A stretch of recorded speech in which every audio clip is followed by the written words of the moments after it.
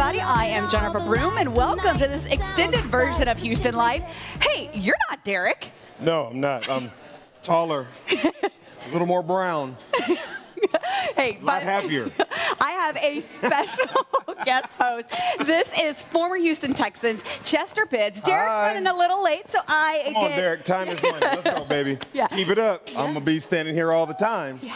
Just saying, that's what happens. Can you believe that we are just, 6 days away from the big game? The big game is coming. It's so right around close. the corner. And, of course, we're going to spend lots of time discussing all the fancy happenings around the city. So get ready. Hold on to your hats. Okay, so we're going to check in. We have our reporters all over the place. We want to see our Houston Life reporter, Dee Brown, in the house. She is live from Discovery Green. We also have KPRC2 reporters Chip Brewster and Jake Reiner. They're also checking out some of the Super Bowl preparations. So first, let's take it over to Discovery Green and see what's happening. Dee Brown. All right, Dee, you already have, she has the 3D goggles. She's in the NASA, the future flight area. That is so cool. Virtual reality. No, Jen, they're actually my new sunglasses. How do you like them? You look beautiful. No. Where's ours? No, thank you. No, we're super excited to be out here with you guys today, and we're going to have a lot in store for you. We're going to come back. I'm going to actually take you on a trip to this big baby behind me, this wonderful ride, and we're going to just kind of let you know what's going on down here and what the family can come down here and enjoy. So in the meantime, I'm just going to keep on my sunnies and continue to look cool. Oh, man, I am so jealous that she's going on that journey to Mars. All right, so we need to go check in with Chip Brewster, who is over at Frank Black Middle School. Chip, what's up? What's going on?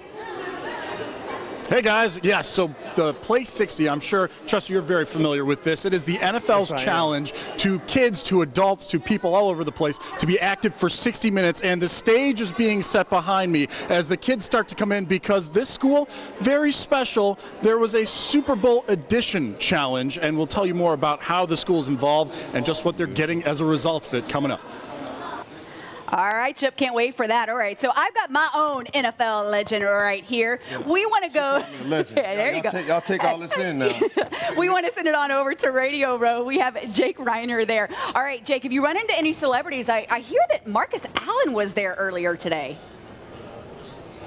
Marcus Allen was here earlier making the rounds in Radio Row, and that is what you're going to see all week long here and on Houston Life on KPRC. Take a look behind me. This place is massive. You're talking about former athletes, current athletes, celebrities going from table to table. Radio Row, it's a frenzy in here, and it's picked up quite a bit in the afternoon time. So I'm very excited to be on Houston Live. This is my first time being on Houston Live, and Houston Live viewers are getting their first look at Radio Row. Back to you. Oh, we are so excited to have you on the show today. Well, by this point, you've probably decided who you're rooting for. Atlanta Falcons, rise up. Whether it's the Falcons or the Patriots, the action of the players on both sides can impact the final score. But from physical gestures and glances and attitudes and mindset, you got this fancy lady over here. You can't see her yet. She's going to tell us all about the body language. We got the body language expert in the building. We're so excited. Let's go. Okay, I cannot wait to hear her analyze what's going on with you over here. We have one of our favorites, Jen Hargrave. It is so wonderful to see you. Hey, Chester.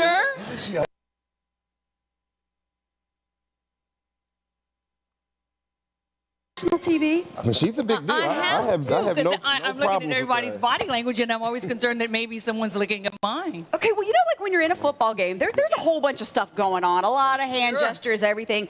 We got to start with one of the biggest names. But not the play calling.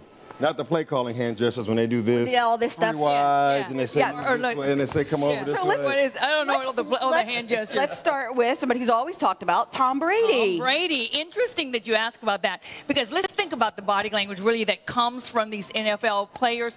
That's their time to release emotion, so they become theatrical when they score. Let's say when they score, they go into the end party zone. dance. Yeah. And the great thing about it is that some of those motions become attitudes and stances that people take, as we had Tim Tebow, as we have maybe Odell Beckham, and some of the motions they do. So it's interesting to see maybe Tom Brady. It's interesting to see Matt Ryan.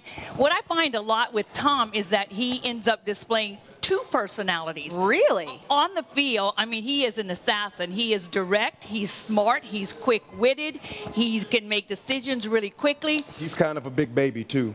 Yes. You know what? He's kind of a whiner and a complainer, too. Wow, you just threw him under the And if bus. everything doesn't go his way, he You can sure throws a tell fit it about in it. his Yes. body language, because That's Tom when Brady. the Texans played the Patriots too, you could tell if we crushed him a bit, and he did admit to that. He said, my body language is not good. He said, I have to learn to control my body language and not display so much disappointment when I feel disappointment. Because during his interviews after a game, he takes on this kind of puppy dog look, like He's trying to seek his I'm sympathy, right? harmless.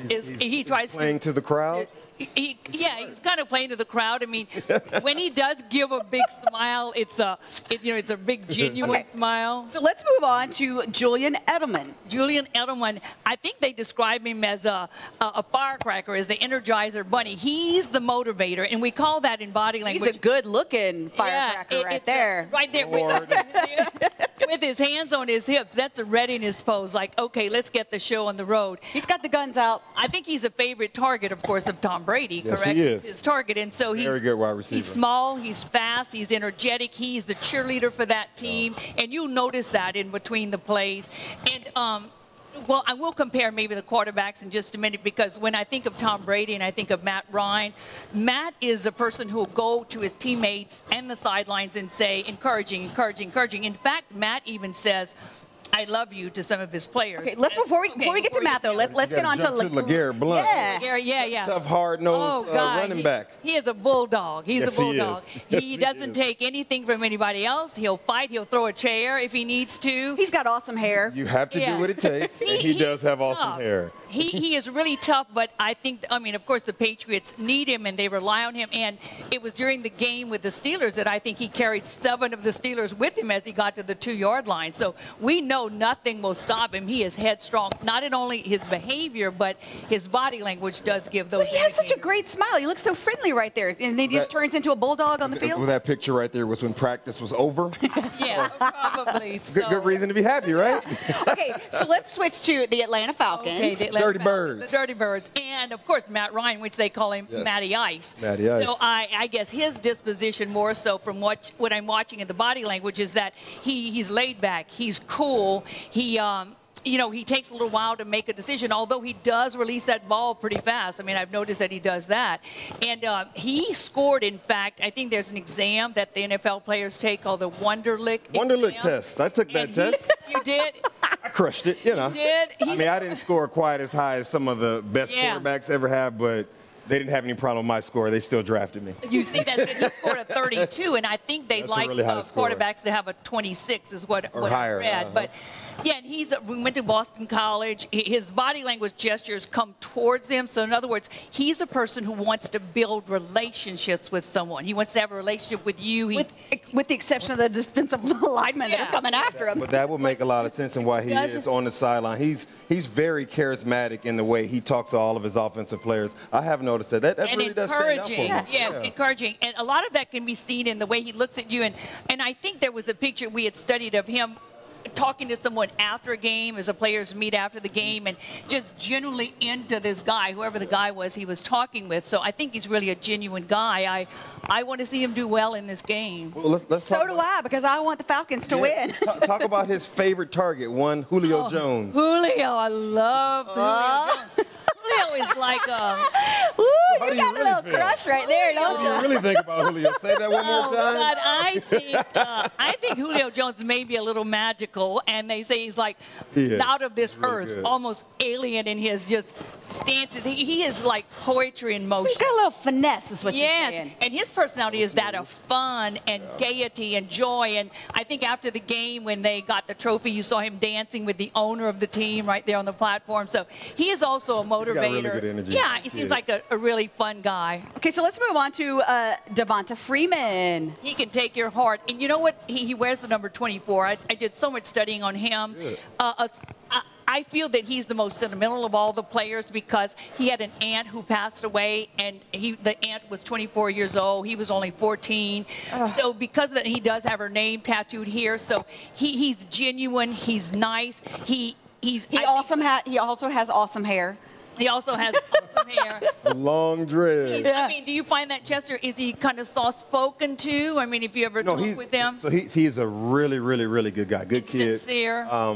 Got an attitude about him that he's all business. Yeah. But when he's not on the field, he's very sincere, good to people. The kind of guy that when you run into somebody in the crowd, he's going to spend time with them and say hi. But do you Right. see, though, a lot of personalities changing on the field versus off the field? Yeah, that's Yeah. probably one of the greatest skill sets of professional athletes, especially they can do that, football yeah. players. You They're have on- to be able to flip that switch, or Yeah. you go to jail. All right, all right. Well,